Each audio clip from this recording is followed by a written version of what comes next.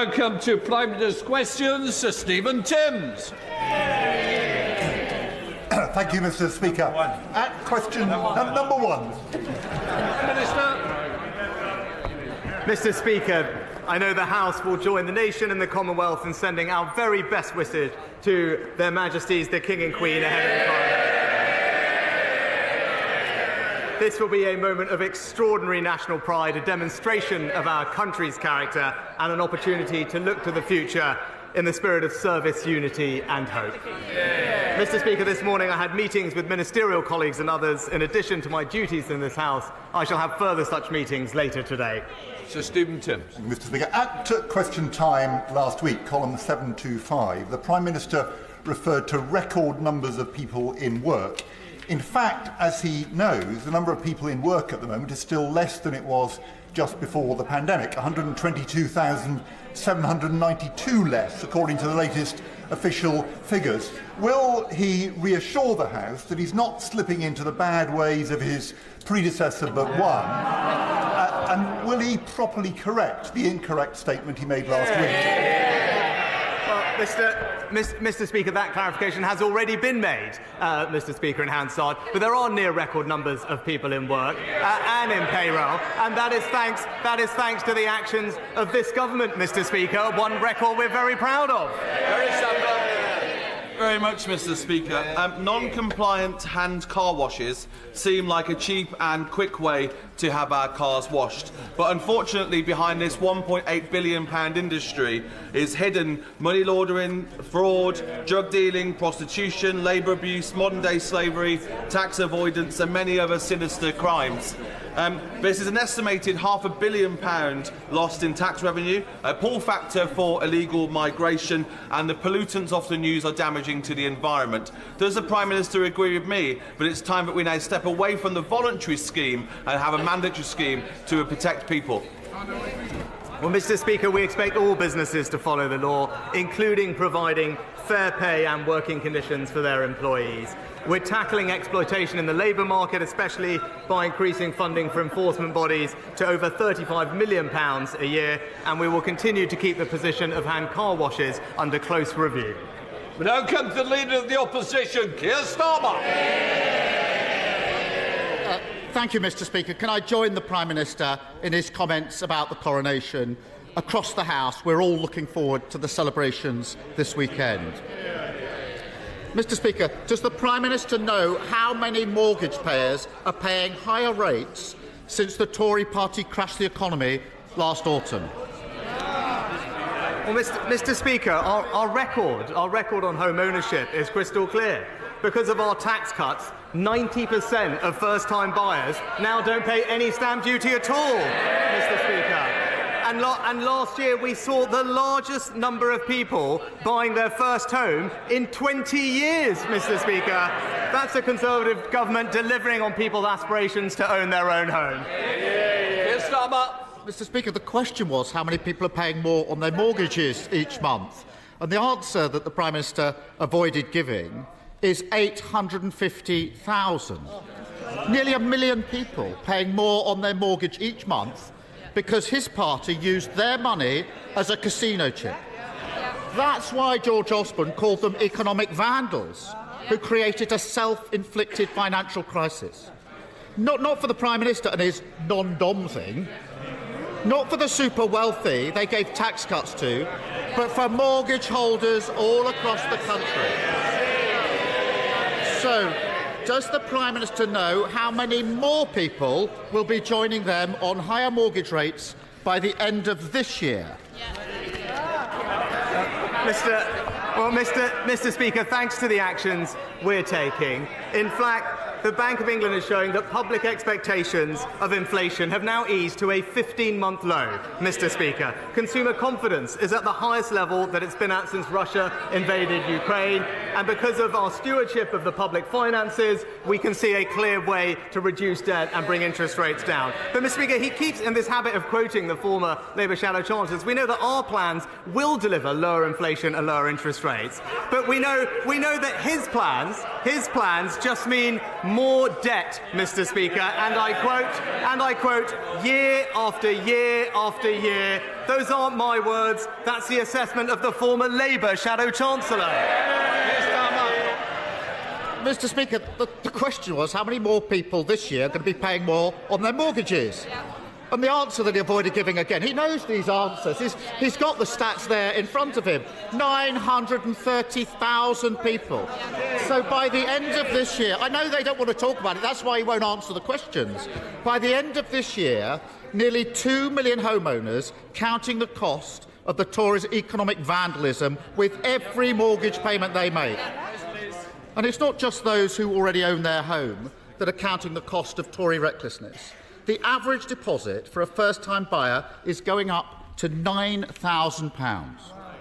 Does he even know how long it would take an average saver to put that sort of money aside? Mr. Speaker, that's why we've introduced a 95% mortgage guarantee scheme, Mr. Speaker. It's why we're helping people in social housing own their own home through our first homes and our shared home ownership schemes. But, Mr. Speaker, I said these things are working because I said last year we had a record number of first-time buyers, the highest number in 20 years. It was, Mr. Speaker, twice the number of first-time buyers than Labour ever managed, Mr. Speaker. So whilst Labour failed homeowners, the Conservatives are delivering for them. Mr. Speaker, every week, whatever the topic, he stands there and pretends everything is fine across the country. And every week he does so, he reinforces just how out of touch he is. £9,000, ha ha ha, £9,000 would take 4 years. They think it's funny that 4 years for the average saver to save £9,000. Or to put it a different way, in terms the Prime Minister will understand, roughly the annual bill to heat his swimming pool. But for most people, 4 more years of scrimping is a hammer blow to their ambitions. And now he's kicking them when they're down, because his decision to scrap housing targets is killing the dream of home ownership for a generation. Why doesn't he admit he got it wrong and reverse it? Mr. Speaker, I promised to put local people in control of new housing, and I'm proud that that's what I delivered within 6 weeks of becoming Prime Minister. Now, he wants to impose top-down housing targets, he wants to concrete over the green belt and ride roughshod over local communities. Now, previously, Mr. Speaker, he did say, he's on record in saying, local people, local communities should have more power, more control. Now he's U-turned. Just another in a long list of broken promises. Mr. Speaker, the only power he's given to local communities not to build houses. And we know why he won't change course. He admitted it last month.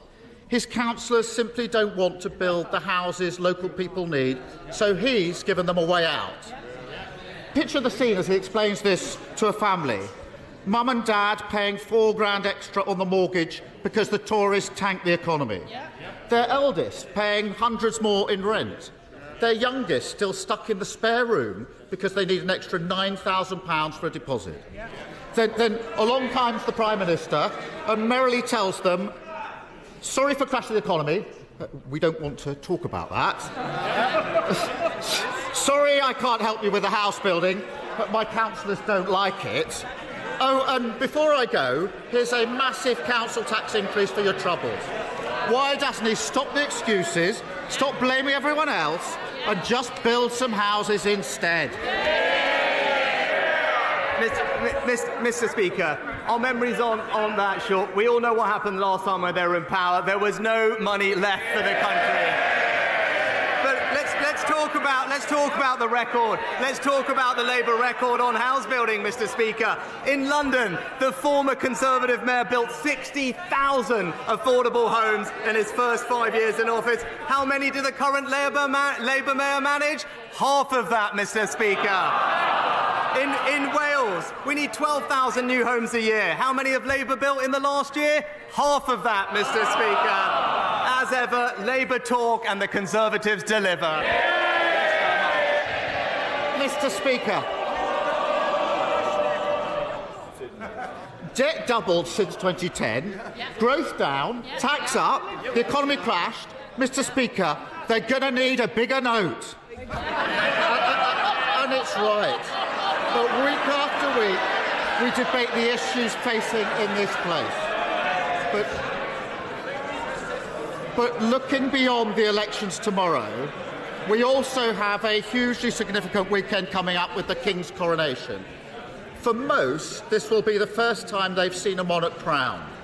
And I hope, and I know across the House, people will hope that people across the country enjoy the ceremony, the street parties, and of course the extra day off. 300 million will tune in. The world will see our country at its best, celebrating the beginning of a new chapter in our history. But it will also be a reminder of the loss of our late Queen, Elizabeth II, and a chance again to remember all that she gave to our country through her dedicated service. So will the Prime Minister join me in honouring our late Queen and wishing the new King a long and happy reign? Mr. Speaker, as I said at the outset, we're all looking very much forward to the coronation. It will be a very special moment in the history of our country, and I know that we will join with the country in celebrating it. But before we get to the coronation weekend, Mr. Speaker, we have an important day tomorrow, and the choice before the country is clear. When they go to that ballot box, they can see a party that stands for higher council tax, higher crime, and a litany of broken promises, Mr. Speaker. Meanwhile, we're getting on with delivering what we say, with lower council tax, lower crime, and fewer potholes. The choice is clear. Vote Conservative, Mr. Speaker.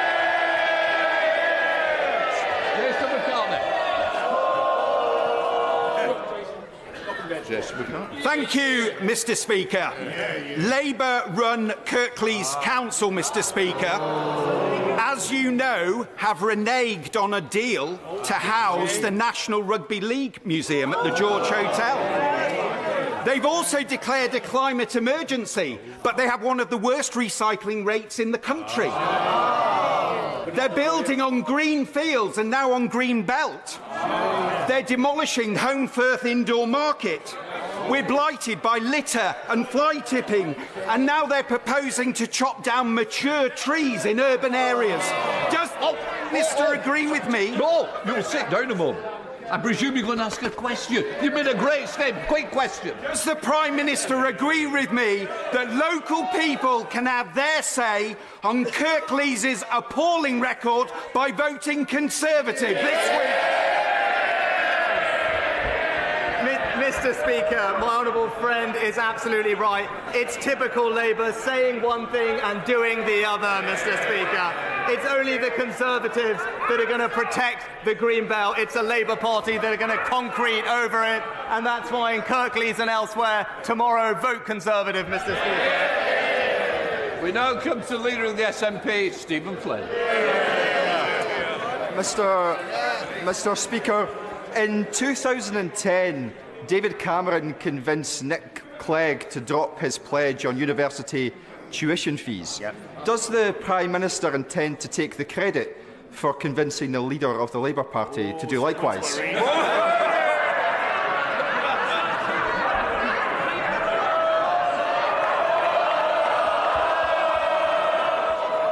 Prime Minister. Well, I thank the honourable gentleman for the question. I'd say it's hard to keep up, Mr. Speaker, with a list of broken promises. What I would say on tuition fees is I'm proud that under this government we now have a record number of people that are going to university from disadvantaged backgrounds, Mr. Speaker, and that's because of the efforts we've placed to put more money into supporting those people and those communities to fulfil their aspirations, alongside fantastic new apprenticeships in every part of our country. Mr. Speaker, for the avoidance of any doubt, the Liberal Democrats don't believe in abolishing tuition fees. The Conservatives don't believe in abolishing tuition fees, and of course the Labour Party, now with their own Nick Clegg moment, don't believe in abolishing tuition fees either. But, Mr. Speaker, is it not the case that the main Westminster parties don't offer young people any hope at all, do they? Actually, I'll gently point out to the honourable gentleman that if you're from a disadvantaged background, you're far more likely to go to university in England than you are in Scotland. Thank you, Mr. Speaker. The Conservative Police and Crime Commissioner in Dorset has delivered 174 new police officers. He's quadrupled the rural crime team and has made Dorset the 6th safest county. As recorded crime is 34% higher under Labour Police and Crime Commissioners, does the Prime Minister agree with me that only Conservatives can be trusted to keep local communities safe and make sure offenders face the justice they deserve? Well, Mr. Speaker, my honourable friend is right. It's a simple statement of fact. Crime is lower in areas which have Conservative police and crime commissioners, and I'm delighted that Dorset has been selected as one of the areas to pilot our new immediate justice scheme, which will deliver swift and visible punishment so victims of antisocial behaviour know that it will be treated seriously and with all urgency. Caroline Lucas. Thank you very much, Mr. Speaker. His government's vile and immoral refugee ban bill and the toxic language coming from the Home Office isn't even dog whistle politics. It is a giant, hard-right foghorn blasting out a poisonous them and us narrative, and it plumbed new depths last week when the Home Office Minister claimed that people trying to come to the UK, and I quote, tend to have completely different values to those in the UK. Can he explain what he thinks are so different about the values held by the people of war-torn Sudan? And can he tell us what values are stopping him from creating a Sudanese family visa scheme like he did for the people of Ukraine? Well, Mr. Speaker, this country has a proud history of welcoming almost 500,000 refugees over the past several years, and we will always continue to do so. But our ability to do that is absolutely hampered when we have tens of thousands of people illegally crossing the Channel every year. And it's precisely because we want to help the most vulnerable people, whether they be in Syria and Afghanistan, Sudan and elsewhere. We must get a grip of this problem, break the cycle of the criminal gangs and target our resources and compassion on those who most need it. Thank you, Mr. Speaker. Thanks to this Conservative government and £1.8 million from the Brownfield Land Release Fund, the Conservative-led Solihull Council is getting on with regenerating Kingshurst Village Centre, creating space for new businesses and new homes. But when it comes to economic regeneration, none of the opposition parties have a viable plan, not the Greens, not the Lib Dems and not the Labour Party. And the Labour candidate has gone so far as to scare local people into thinking that the development won't go ahead, despite spades in the ground. So does the Prime Minister agree with me, while the opposition talk down opportunity and the creation of jobs, when it comes to investing in our communities, it's only the Conservative-led Solihull Council that can deliver for our communities? Mr. Speaker, I agree with my honourable friend, and I'm so glad to see the local Conservatives delivering for the people of Solihull, with dozens of new family homes, new flexible commercial space and a new integrated health, social care and community hub. As he said, it's clear for his local area, only the Conservatives can deliver. Alan Brown. Mr. Speaker, imagine seeing the car in front of you swerving erratically or suddenly braking for no reason, risking your car slamming into the back of that, endangering those daft enough not to wear seat belts. Now, this is not the actions of a drunk or reckless driver, but my constituents' experience using Tesla in autopilot mode, software still in beta phase but deemed suitable for cars on our public roads. Will the Prime Minister meet with me to discuss the issues with Tesla's autopilot and instigate an urgent critical safety review in terms of its suitability for operation and the licensing of it.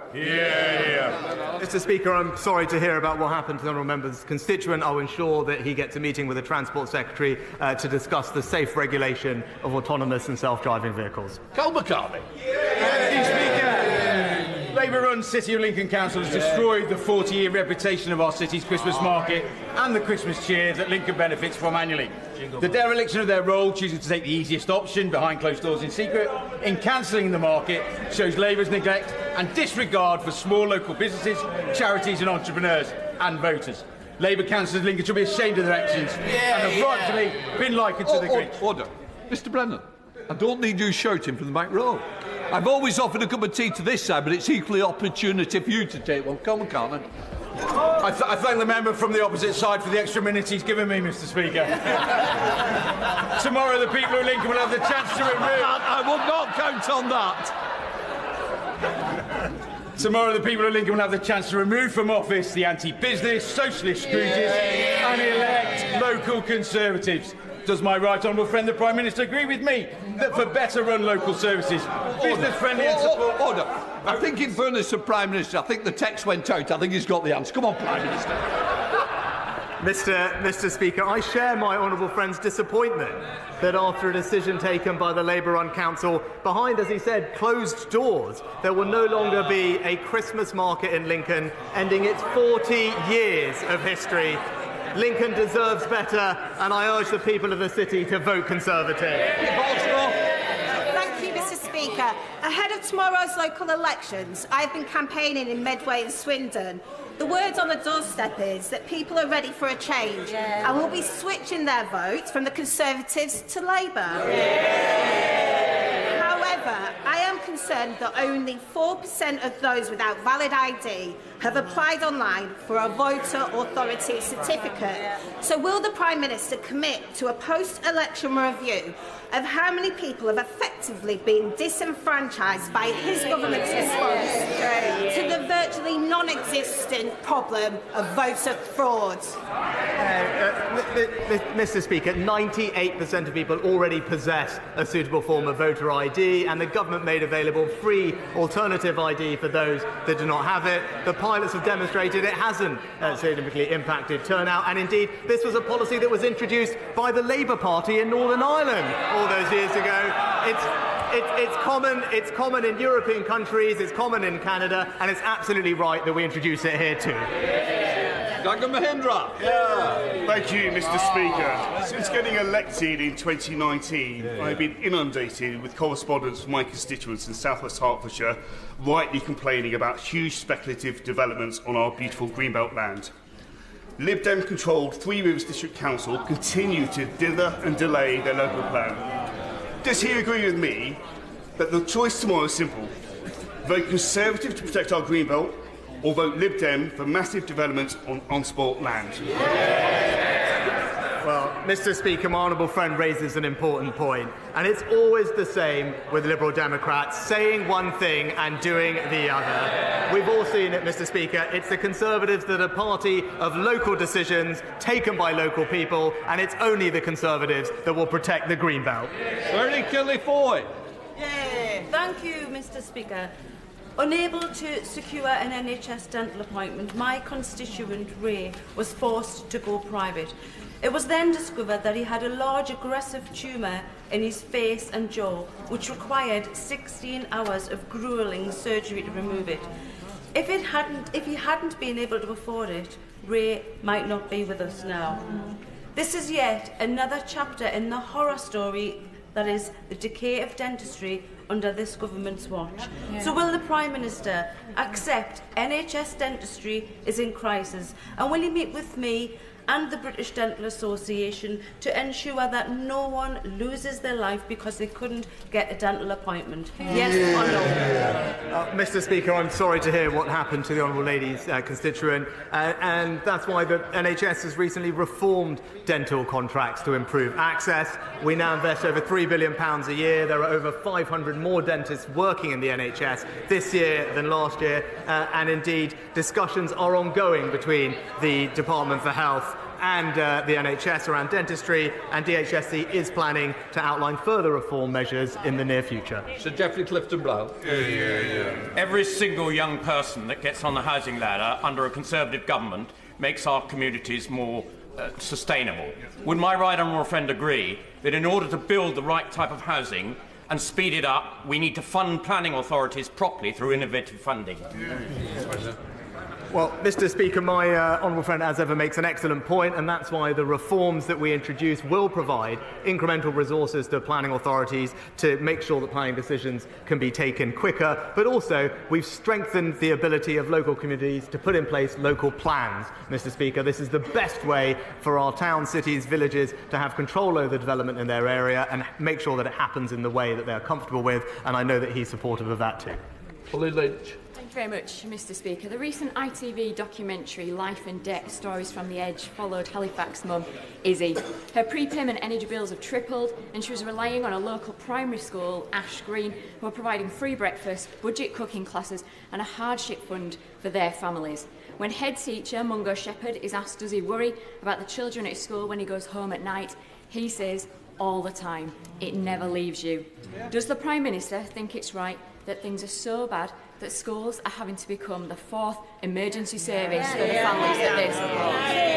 Well, Mr. Speaker, because of the actions we've taken, a typical family, including those like Izzy's, will be seeing half of their energy bills paid for by the government. That is support worth £1,500 extended in the most recent budget. For the most vulnerable in our society, there's additional support, and £900 for those on welfare, Mr. Speaker, and through the holiday activity and food programme, support for families with the cost and support for food during the holidays. But I would also say, for Izzy and others that are in particular need, they should talk to their council, because the Chancellor has provided over £1 billion of funding to the Household Support Fund. It's there to help families like that need a little bit of extra assistance during this time.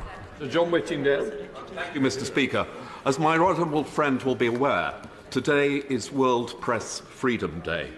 At a time when the need for professional and factual journalism has never been greater, will my right honourable friend reaffirm the government's commitment to defending media freedom worldwide? And will he redouble the efforts of the government to obtain the release of Evan Gershkovich and Vladimir Kara-Murza in Russia and of Jimmy Lai in Hong Kong? Mr. Speaker, the government is committed to defending media freedom worldwide, because thriving independent journalism is one of the cornerstones of democracy. We absolutely condemn the politically motivated sentencing of journalists across the world, and our embassies and missions work every day to protect media freedom where they are based. And I know that this is something that my right honourable friend has been a right champion of throughout his career, and I will look forward to him continuing to do so from a different perch as I take rather fewer questions from him over the next few months from this position. McKinnell. Mr. Speaker, I want to thank our police forces, who I know will be working hard across the country this weekend to support the Coronation events. But police numbers in the North East are down 8% since 2010, and I know the Prime Minister's keen on his maths, so here's a sum. If Northumberland Police has lost 1,000 police officers since 2010, but gained the funding to put back 615, by how much have the Conservatives shortchanged the North East? So, Mr. Speaker, as we saw last week, there are now a record number of police officers across the country thanks to the actions of this government, and crime is 50% lower than it was when we took office. She talks about investing. She talks about investing in the North East. You know, when we invested Levelling Up Fund in her constituency, £20 million, she said it was transformational, Mr. Speaker. She said it would play an important role in rejuvenating her local area. That's this Conservative government delivering not just for the North East, but for her constituents too.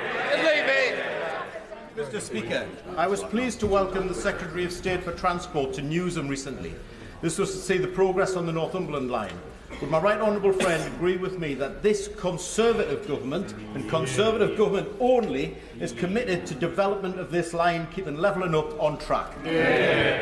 Well, Mr. Speaker, my honourable friend has been a fantastic champion for the restoration of this line. Indeed, it was one of the first deliveries from the Restoring Your Railways Fund, and it will be fantastic for his local communities because that connectivity will provide jobs, opportunity and employment, particularly for young people in his local area. And after years, if not decades of neglect, it's this Conservative government that is delivering for the people in his local area. Rebecca Long-Bailey. Thank you, Mr. Speaker. Over 3.6 million women born in the 1950s had their pension age increased without their knowledge. And many, like my constituent, unknowingly gave up work at 60, only to realise they had no income, they couldn't pay their bills, and some have even lost their homes. So my constituent asks the Prime Minister today, will he commit to the fair and fast payment of any compensation that is recommended by the Parliamentary and Health Service Ombudsman to 1950s women for the injustice they have suffered due to maladministration by the Department for Work and Pensions? Mr. Speaker, this issue has been long discussed in this place, and obviously the Honourable Lady knows there's an ongoing process which I can't comment on, but rest assured, of course, we will respond appropriately to any recommendations that come our way. Thank you very much, Mr. Speaker. As Asbestos Awareness Month comes to a close, I would like to draw the attention of the Prime Minister to the dangers of asbestos in workplace buildings. Please will you back the Don't Let the Dust Settle campaign from the Mesothelioma UK charity in my constituency by setting up a register of all workplaces in the country that contain asbestos and determine a timetable of eradication of this terrible substance. Well, Mr. Speaker, can I thank my honourable friend for raising this important issue? The law does require duty holders to assess whether asbestos is present, what condition it is in, and whether it gives rise to a risk of exposure. And they must draw up a plan to manage this risk, which must include removal if it can't be safely managed where it is located. But I commend her for her continued campaigning on this important issue. Madeira Wilson. Thank you very much, Mr. Speaker. Nick swims regularly in the Thames at Shepperton. But after a recent dip, he found himself hospitalised with cellulitis for 13 days.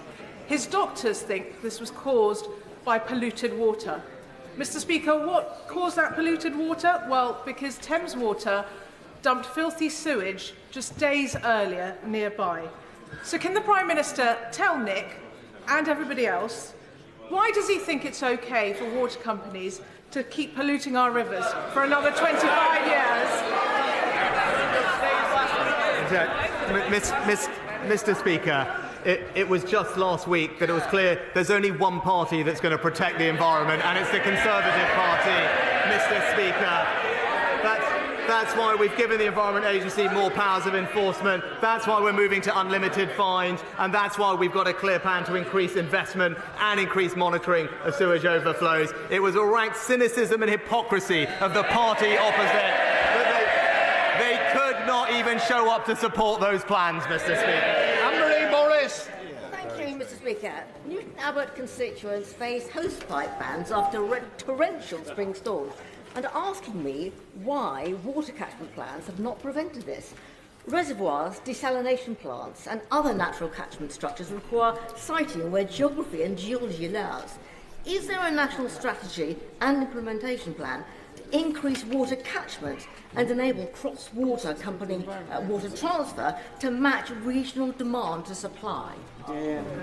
Yes. Well, Mr. Speaker, water companies publish water resources management plans which show how they will continue to provide a secure supply of water for customers, and I understand that they have been consulting on their latest drafts of these plans. And in my honourable friend's particular area of Devon and Cornwall, where temporary use bans are in place, DEFRA and the water regulators are closely working with South West Water to ensure that the company is taking all appropriate precautionary action to ensure that water supplies remain resilient this year. That's all for now on Prime Minister's questions.